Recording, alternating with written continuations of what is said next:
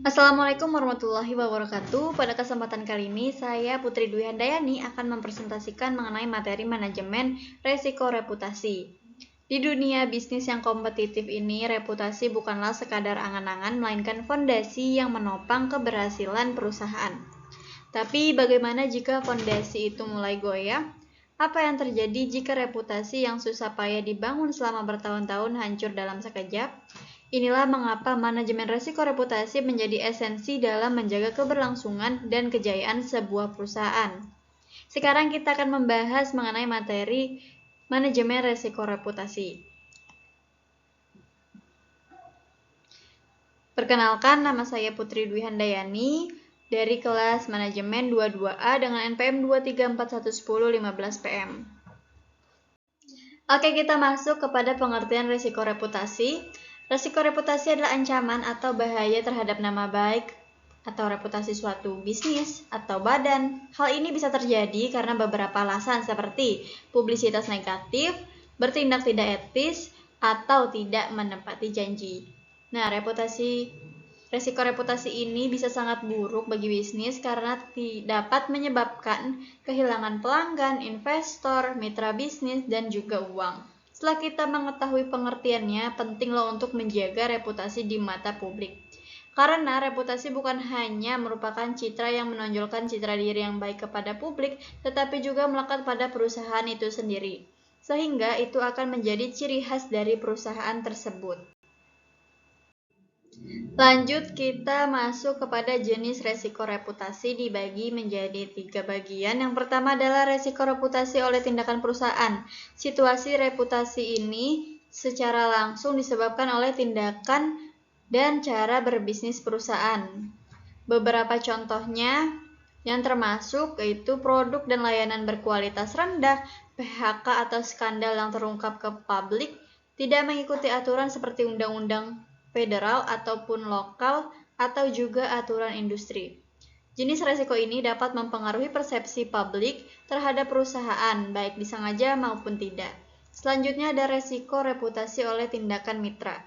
Pelaku mitra dan pemasok dapat merusak reputasi merek, terutama jika kamu memiliki hubungan yang mapan. Contohnya, mitra atau pemasok melakukan pelanggaran yang diketahui oleh publik. Yang kedua, komentar negatif dari mitra atau pemasok tentang perusahaanmu. Nah, selain itu ada juga tindakan dari perwakilan mitra nih. Seringkali resiko ini terjadi karena seseorang yang memiliki hubungan langsung dengan bisnis kamu melakukan sesuatu yang buruk atau tidak etis.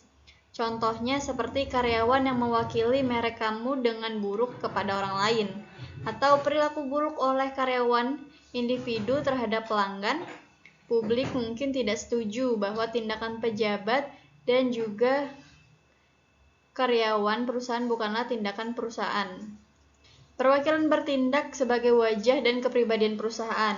Itu membuat organisasi manapun terbuka terhadap banyak tanggung jawab dan juga resiko reputasi.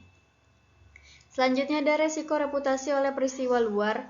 Jenis resiko reputasi ini dapat berdampak besar pada reputasi perusahaan Anda, terutama jika pelanggan dan mantan pekerja Anda memiliki pengalaman negatif.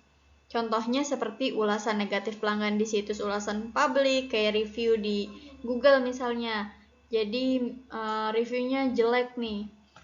Terus ada postingan sosial negatif dari pelanggan tentang pengalaman mereka dengan perusahaan Anda. Lalu ada kebocoran data atau serangan terhadap sistem komputer. Lalu juga ada media dan pelanggan potensial sangat mengambil resiko. Nah, jenis ini karena membantu mereka membangun kesan tentang bagaimana orang diperlakukan setelah menerima barang, layanan, atau pekerjaan dari perusahaan Anda. Setelah kita mengetahui jenis resiko reputasi, ada nih konsekuensi jika reputasi itu rusak. Yang pertama, citra merek. Reputasi yang rusak dapat mempengaruhi citra merek perusahaan. Misalnya, ketika perusahaan mengalami krisis reputasi, pelanggan mungkin akan menghindari produk atau jasa tersebut. Hal ini dapat mengakibatkan pengurangan penjualan dan pendanaan yang berpengaruh terhadap keberlanjutan bisnis perusahaan. Yang kedua, ada kepercayaan pelanggan. Reputasi yang baik dapat membantu memperoleh kepercayaan pelanggan yang berpengaruh terhadap retensi pelanggan yang merupakan faktor penting dalam memperoleh profit. Nah, ketika reputasinya rusak nih, pelanggan mungkin akan memutuskan untuk menggunakan produk atau jasa lain yang dapat mengakibatkan pengurangan dan pendanaan di perusahaan Anda. Selanjutnya, yang ketiga ada nilai perusahaan. Reputasi yang baik dapat memperoleh nilai ekonomi bagi perusahaan yang berpengaruh terhadap keputusan investasi, pendanaan, dan juga manajemen. Ketika reputasi yang rusak, investor mungkin akan enggan berinvestasi pada perusahaan Anda, yang ini dapat mengakibatkan kehilangan salah satu sumber pendanaan bagi kegiatan operasional dan kelangsungan hidup perusahaan.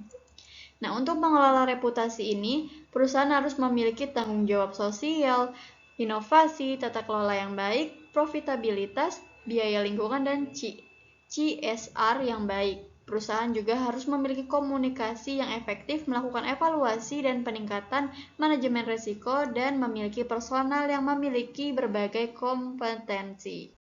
Oke, lanjut kita membahas mengenai langkah mengelola risiko reputasi dibagi menjadi 6. Yang pertama, mengidentifikasi dan menilai risiko dari perusahaan. Yang kedua, kenali pemangku kepentingan dari perusahaan seperti stakeholder-nya. Yang ketiga, menilai operasi bisnis perusahaan. Yang keempat, pilih strategi untuk bisnis perusahaan.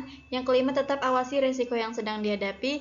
Dan yang keenam, pikirkan dengan teknologi. Jadi, kalian tidak perlu nih repot-repot untuk memikirkan risiko yang sedang dihadapi, tapi bisa menggunakan teknologi untuk mempermudah prosesnya. Kesimpulan dari materi pada hari ini, reputasi merupakan fondasi yang menopang keberhasilan perusahaan, dan resiko reputasi dapat mengancam perusahaan karena berbagai alasan seperti publisitas negatif, tindakan tidak etis, atau tidak menepati janji.